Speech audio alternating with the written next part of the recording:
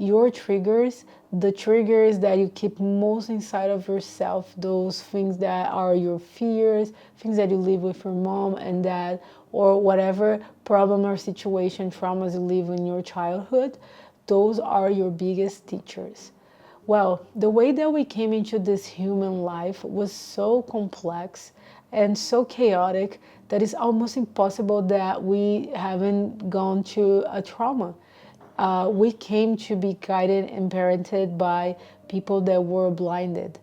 Of course, this is not everyone's case, and I don't want to generalize, but most people were guided by parents or even like a societal group that were blinded by just societal norms. This is how our conscious live in this world.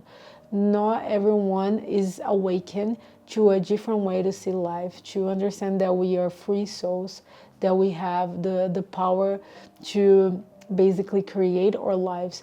And the way that children were taken care in the past years by older generations, and I believe that we're transforming this with the modern thinking, and the more we expand our consciousness, it was by basically guided on those old traumas. My mom and dad, they grew up with their own mom and dad that also grew up with their other mom and dad that live in a trauma that were passed into generations. And we carried this generation trauma in different scenarios for different people in different levels. Everyone living their own path, something that was a huge block or a hard complex situation for them. And we cannot minimize or maximize anyone's experience, because the hard experience that you live through is really particular and important to your own story. And what I want to bring with this video is a different perspective to the traumas and triggers that you live through. If you look to your life situation, your life story, with the trigger that is there, maybe it can be the relationship you have with your mom or the relationship you have with your dad. For example, I'm going to share my personal story. I grew up in a family that was really humble, and my older brother is special needs. He has a condition that his brain didn't develop fully. So the way that he behaves and acts in life is as if he is a 3-year-old kid, little bit mixed with an 80-year-old kid. He is 33 years old. He's a full-grown man when you look him for his physical appearance. But inside, with his personality, he had a lot of blocks, such as communication blocks. He doesn't speak a whole language, and also learning everything around his environment and world is more difficult. And my triggers and my story was growing as a young kid that for a young age had to take care of my older brother and be in a place of empathy consistently, because it was the environment that I grew up. This is the life story that I came in.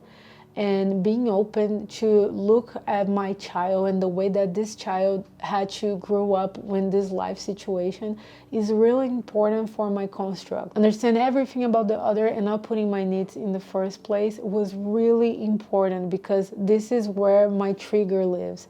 This is where I might do a mistake, or I might fall within what I want for myself. This is where I'm gonna let it go of my wantings, and where I'm gonna bring other persons first. So the thing is, the more you try to step away and be further and further from your triggers, because of course they hurt you, they are a part of your life that is painful to look at. And who wants to live in pain or in uncomfortable situations? So the more you're open, even if it's with baby steps, with a therapy, with meditation, or all the mindful practice that is the one that is most aligned with the thing that you like, the more you get in touch with that wound, the more you walk towards healing. The same thing if you get hurt and you don't go to the doctor, you don't take any x-ray, you don't see if you got any fracture, you just live with that pain, and you just say like, okay, don't touch on my pain. As much as I ignore my pain, and if the pain is there, nothing's gonna happen. But maybe someone walked by and the person touched it accidentally into the wound, and you feel the strong pain, that strike of pain, but you're okay, it's gonna go away, let me ignore it. If I just keep walking and just pretend it's never there, it's gonna disappear. But no, actually, the more you ignore, the more the thing grows and the more will call for your attention.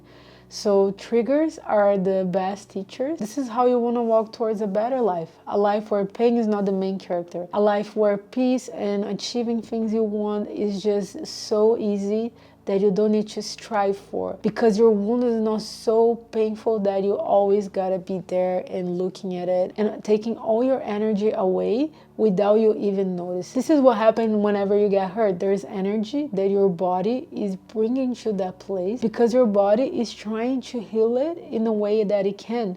But if your mind is sending signals to ignore it, not pay attention, that one will just be screaming at you saying, it's time to go to the doctor. Now it's time to take care of it. And this video might be a red sign light asking you to go and take a look on the situation. And the other side, after watching for that, it's so beautiful. It's exactly the life that you're wishing for yourself. So it's a big step. It can be really painful, but it will be really positive at the end. Well, I hope this video was helpful. And please don't forget to subscribe, drop a comment below, share the video with your friends. And I'm gonna leave a link here available in case you wanna go deeper on this topic and have a one-on-one conversation. Thank you so much for watching until the end, and I wish I can see you in the next video.